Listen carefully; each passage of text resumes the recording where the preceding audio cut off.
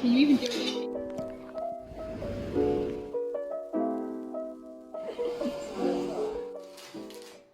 Hello everyone, welcome and welcome back to my channel. अगर आप मेरे चैनल पे न्यू हो तो मेरे चैनल को सब्सक्राइब करें। सो बेसिकली आज अब हमारा एडमिट कार्ड भी आ गया और हमारे पास ज़्यादा टाइम नहीं बचा है। मुश्किल से आज है आपका 8 जून और आज शपथ ग्रहण है और इसके नेक्स्ट संडे को हमारा एग्ज़ाम है। उसके बाद हम लोग थोड़े दिन के लिए तो फ्री रहेंगे कम से कम। यार सच में ऐसा लग रहा है बहुत सारा बर्डन हो गया है, क्या याद करें क्या नहीं याद करें। मतलब ऐसा लग रहा है सब छूट रहा है, छूट भी रहा है, फिर लगता है आ भी रहा है।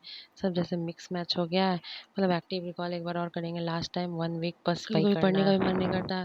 तो ऐसे सर ने बोला कि कभी कभी ऐसा लगेगा कि नहीं पढ़ सकते हो तो आप थोड़ा सा रेस्ट ले सकते हो, उसके बाद फिर से आप पढ़ना स्टार्ट करो। कभी कभी ऐसा लगता है होगा कि नहीं होगा, क्या होगा कुछ पता नहीं चल रहा है। इतने सारे लोग फॉर्म भरते हैं, मेरा होगा कि नहीं होगा। मतलब कितनी सारी बातें चलती है दिमाग में इस टाइम पे। मतलब जितना टाइम नज़दीक आते रहता है ना, वैसे पहले तो लग रहा था कितना अच्छा है कि हाँ चलो टाइम बढ़ गया, हमको ज़्यादा टाइम मिलेगा प्रिपरेशन करने के लिए। बट अब ऐसा लग रहा है सच में यार कितना दिन तक चलेगा ये। मतलब हाफ 6 मंथ तो आपका इसी में ले लिया, और अगर हुआ या नहीं हुआ तो उसके बाद 6 मंथ आप फिर से आप इसी में दोगे अगले साल के लिए मे बी। वैसे अभी मैं मैम की वीडियो देख रही थी एक, तथास्तु चैनल पे। तो मैम ने बोला कि अगर आप एक बिगनर्स हो, चाहे आपने सिविल सर्विसेज की परीक्षा पास कर ली हो, या तो आपने कोई रैंक हासिल कर लिया हो, या फिर आप अभी एग्ज़ाम दे रहे हो, मतलब स्ट्रगलिंग फेज में एक दो बार दे दिया हो, तो मतलब सभी को डर लगता है। ऐसा नहीं है, कोई भी ऐसा महान नहीं है कि उसको डर नहीं लगेगा। मतलब क्या क्वेश्चन पूछा जाएगा क्या नहीं पूछा जाएगा, ये तो सबके माइंड में एक रहता ही है ना। ओवरऑल आपने जितनी तैयारी की उतना तो आपको पता है, चलो इतना आ जाएगा। लेकिन ऐसा भी है कि कोई भी, मतलब जितने भी टॉपर्स हैं वो उतना तो बताते नहीं, लेकिन अब मतलब पिछले 1-2 साल में उन्होंने बताना स्टार्ट कर दिया है कि आपको पेपर कंप्लीट करने की अप्रोच डेवलप करनी है। यानी ऐसा नहीं है कि पढ़ो पढ़ो पढ़ो, सिर्फ पढ़ते ही नहीं रहना है। मतलब पेपर कैसे सॉल्व करेंगे उसको ही लेके देखना है। तो मैंने तो 2011 से लेकर 2023 तक का निकाला है, बस उसी को प्रैक्टिस कर रही हूँ अभी, क्योंकि माइंड यूपीएससी के पेपर्स में जाके स्टिक हो जाए।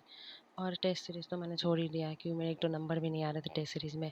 और मैंने सोचा कितना करोगी, पीवाईक्यू कर लेते हैं। और पीवाईक्यू में 80 to 90 तो जा रहे हैं मार्क्स। क्योंकि ऑलमोस्ट आपने क्वेश्चन कभी कभी देखा हुआ रहता है, कुछ कुछ सही हो जाते हैं, कुछ कुछ गलत हो जाते हैं जो आपको बिल्कुल भी समझ में नहीं आता। और कभी कभी आप दिमाग अप्लाई नहीं करते तो आता हुआ चीज़ भी गलत हो जाता है। तो ऐसा नहीं है कि आपको, जैसे आपने पढ़ा है चैप्टर वाइज, तो आपको क्वेश्चन भी वैसे ही मिलेंगे। जैसे मान लो अगर मैंने जो एक ज्योग्राफी उठाया तो ज्योग्राफी मैंने पहले क्लाइमेटोलॉजी और क्वेश्चन भी उस तरह से नहीं आते जैसा आप पढ़ते हो, मतलब सीरियल वाइज। तो इसलिए अगर आप पीवाईक्यू सॉल्व कर रहे हो ईयर वाइज, देन आपको जैसा क्वेश्चन पेपर में आने वाला है वैसा माइंडसेट आपका बन जाता है। तो उतना आपको पैनिक अटैक नहीं आता है कि यार ये भी नहीं बन रहा, ये भी नहीं बन रहा, ये भी नहीं बना।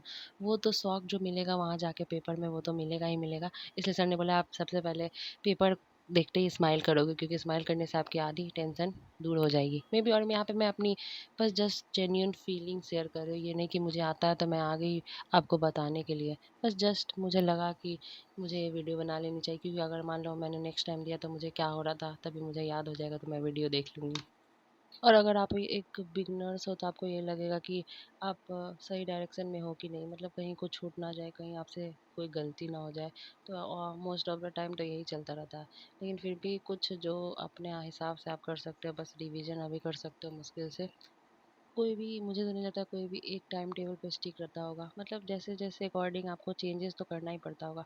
मतलब वही बचपन वाला आदत जो हमने एक बार देख लिया, एक बार जो टाइम टेबल बना लिया चिपका दिया, बस बस उसे ही फॉलो करना। आज से नहीं तो कल से वही फॉलो करना, वो कल कल कल होते रहेगा, कभी फॉलो ही नहीं होता है। तो आपको वही जो आप डेली टारगेट बना रहे हो उसको पूरा कर लो एक दिन में और रिवीजन करना स्टार्ट करो। और बेसिकली मतलब जितने भी आप लोग अभी से स्टार्टिंग करना स्टार्ट कर रहे हो प्रिपरेशन, आप तो सबसे पहले ना पीवाईक्यू के क्वेश्चन पेपर को ही प्रिंट करवा के रख लो। इससे आपको बहुत हेल्प मिलेगा, सही बता रही हूँ। और साथ साथ उसको भी वीकली बार में आप पलट सकते हो। मतलब दोनों पेपर्स के आपके प्रिंट आउट आपके पास होने बहुत ज़रूरी है, क्योंकि ऑफ कोर्स ऑनलाइन एग्ज़ाम तो होता नहीं, ऑफलाइन एग्ज़ाम होता है। जितना फील मुझे पेपर में आता है उतना तो ऑनलाइन या मोबाइल पे या टैब पे आता नहीं है मेरे को। और अभी देख सकते हो आप मेरे रूम की हालत। मतलब इधर बुक है, उधर नोट्स है, उधर कॉपी है, कभी वो निकाला वो गिरता है, वो निकाला, इसलिए मैंने आधा तो ऊपर हटा दिया ताकि जो रहेगा बस यहीं रहेगा। और इसमें से आधे ही लेके जाना है मेरे को। हमको पूरा लेके तो नहीं जाएंगे, पूरा लेके जाने का मतलब वहाँ पे भी वही होगा।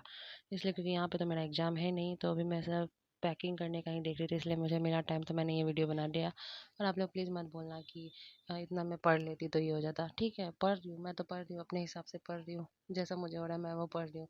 अब आप बोलोगे मैं 24 घंटा पढूँ तो मैं 24 घंटा नहीं ना पढ़ सकती हूँ। मतलब जितना मेरा लिमिटेशन है उतने में मैं रहूँगी ना। मतलब ऐसा तो नहीं है कि पढ़ते-पढ़ते पागल ही हो मतलब जाओ। जब से आप प्रिपरेशन करना स्टार्ट करते हो ना, आप सब चीज़ को छोड़ते ही जाते हो, नेग्लेक्ट करते जाते हो। चलो एग्ज़ाम के बाद होगा ये करेंगे, एग्ज़ाम के बाद वो करेंगे, एग्ज़ाम के बाद वो करेंगे, और एग्ज़ाम के बाद भी आपको पढ़ना ही है, मुझे पता है। और मतलब हम कितना भी पहले से सोच लें ना कि लास्ट टाइम में मेरा सारा कंप्लीट होगा, कुछ ऐसा होता नहीं है। मतलब लास्ट मोमेंट पे ऐसे बहुत सारी चीज़ें होती हैं जो आपकी छूट भी जाती हैं। और उतना भी ह्यूमन ब्रेन के लिए सफिशिएंट नहीं है कि आपको सब चीज़ टू द पॉइंट याद ही हो, मतलब आपसे एक भी गड़बड़ ना हो। और ऐसा भी बहुत सारे सिली केसेस में होता मिस्टेक है हो कि ही अगर जाता है, आपको तो उससे ही आता हमें हुआ भी ध्यान रखना है। क्वेश्चन आप कितना तो गलत कर आपको देते हो, थोड़ा सा आते सिली हुए भी मिस्टेक। आप ना ओएमआर शीट में गड़बड़ कर देते हो। मतलब बहुत सारी चीज़ें हो जाती है, तो एग्जैक्ट सब चीज़ टाइम पे ध्यान रखना सब चीज़ों का बहुत ज़रूरी है मे बी इस एग्ज़ाम में। क्योंकि यहाँ पे आपको ना थोड़ा सा मार्क्स के लिए भी अगर आपको नहीं होता है तो आपको बहुत रिग्रेट होता है मे बी। क्योंकि मैं एक दीदी की वीडियो देख रही थी, उनका ना बस उन्हें लगा कि सी सेट में उनका नहीं होगा, बट उनका जीएस में ही नहीं हुआ, बस इतनों सा मार्क्स से, उनका एक नंबर से भी कम से उनका नहीं हुआ मे बी। तो मैंने उनका